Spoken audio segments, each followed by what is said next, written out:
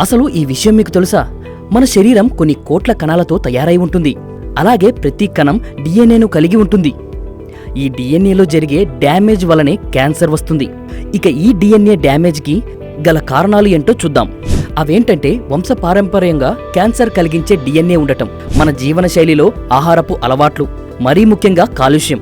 ఇలా వంశపారంపర్యంగా క్యాన్సర్ కలిగించే డిఎన్ఏ లేదా పుట్టుక తరువాత జరిగే డిఎన్ఏ మార్పుల వల్ల క్యాన్సర్ వచ్చే ప్రమాదం అందరికీ ఉంటుందని చెప్తున్నారు. అయితే వంశపారంపర్యంగా వచ్చే క్యాన్సర్లను నివారించలేము.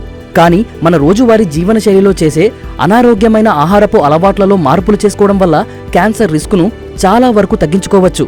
ఈ వీడియో మీకు నచ్చినట్లయితే వీడియోని లైక్ అండ్ షేర్ చేసి మన ఛానల్ని సబ్స్క్రైబ్ చేసుకోవడం మాత్రం మర్చిపోకండి. Thank you.